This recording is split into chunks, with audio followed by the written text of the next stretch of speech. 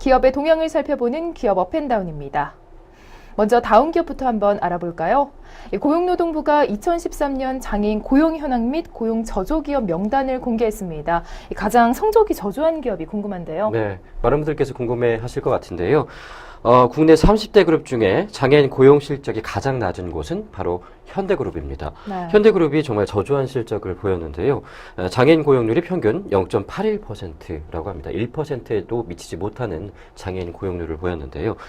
우리나라 의무 고용률이 2.5%라고 합니다. 한참 못 미치는 결과인데요. 네, 이렇게 큰 기업에서 왜 이런 의무 고용률조차도 지키지 못하는 걸까요? 네. 선입견에 사로잡혀 있는 건 아닌지 궁금할 따름인데 현대그룹은 총 11개의 사로 구성이 되어 있습니다. 그중에 몇 가지 회사의 고용률을 말씀을 드려보면요.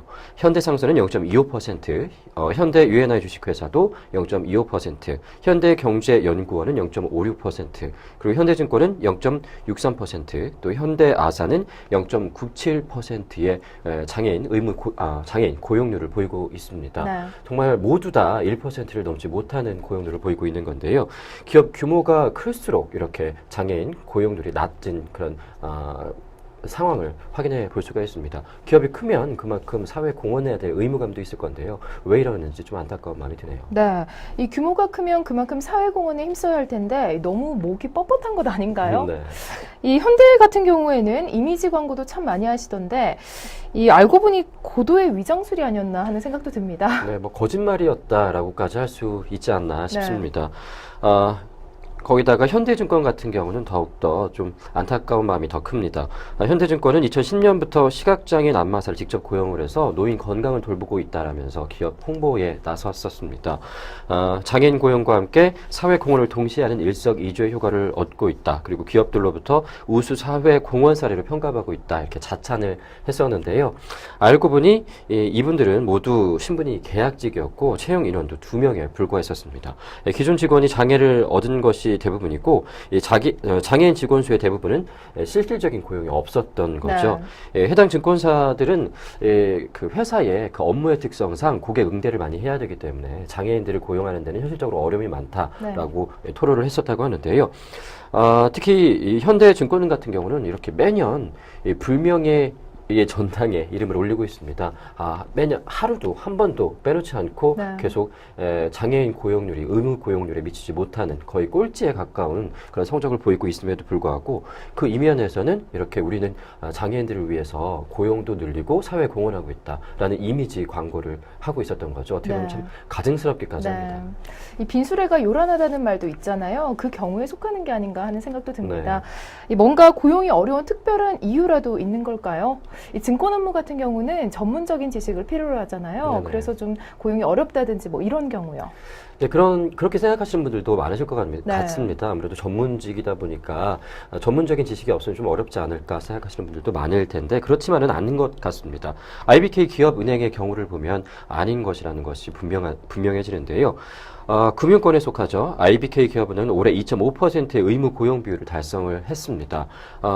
결과적으로 현대증권이 현실적으로 어려움이 있다라고 말하는 것은 거짓말이다라고 판별을 할 수가 있을 텐데요.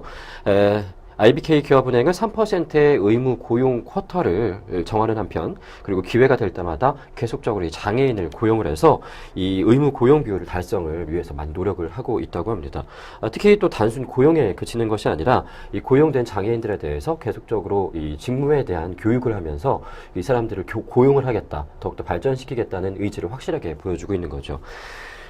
반면 이 현대증권을 비롯한 현대그룹들은 거의 형식적인 것에 불과한 데다가 심지어 겉으로는 잘하고 있다라고 홍보까지 했으니까 괘씸죄에 걸리는 것 같은데요. 현대그룹의 핵심 가치는 바로 신뢰라고 합니다. 윤리 경영 전착 및 그리고 사회 공헌 활동 강화를 통해서 신뢰받는 그룹이 되겠다라는 것이 현대그룹의 목표인데요. 이렇게 겉으로는 착한 척하면서 속으로는 이 못된 그룹에 대해서 과연 소비자들이 신뢰를 할 수 있을지는 의문입니다. 네, 이 법적으로 제재가 필요할 것 같은데 제 심정 같으면 크게 벌을 주고 싶은데 참 아쉽습니다. 네, 뭔가 방법을 강구해야 하지 않을까 싶은데요. 네, 지금 현재 법적으로도 근로자 수가 50인 이상이라면 사업체에 대해서 일정한 수의 장애인을 의무로 고용할 수 있도록 네. 의무 고용률을 정해놓고 있습니다. 그래서 만약에 미달하는 수에 따라서 사업주가 고용 부담금을 부담을 하게 하고 있는데요. 2008년 기준으로 장애인 1인당 이 고용 부담금이 50만 원이었습니다. 그런데 이게 잘 지켜지지 않으니까 정부에서 또 이 가격을 올렸거든요. 그래서 지금 2014년 현재 1인당 67만 원으로 부담금을 상향 조정을 했지만 그래도 지켜지지 않는 것은 마찬가지입니다. 네. 많은 기업들이 실천을 하기보다는 그냥 돈 내고 벌금 내고 말지 뭐 이런 식으로 그냥 포기를 한 상태로 계속 유지를 하고 있다고 하는데요. 이 고용노동부 홈페이지나 한국장애인 고용공단의 홈페이지를 방문을 하시면 이 장애인 의무 고용률을 지키지 않은 기업들의 명단이 쭉 나와 있습니다. 한번 직접 클릭해서 들어가 보셔서 어떤 기업들이 장애인 고용에 대해서 이렇게 부정적인 입장을 보이고 있는지 한번 확실하게 눈도장을 찍어두시는 것도 괜찮을 것 같습니다. 네, 이 4월이 무슨 달인지 아시나요? 바로 장애인 고용 촉진의 달입니다. 그런 4월에 이런 장애인 성적표를 받아보니 정말 아쉬움이 큰데요.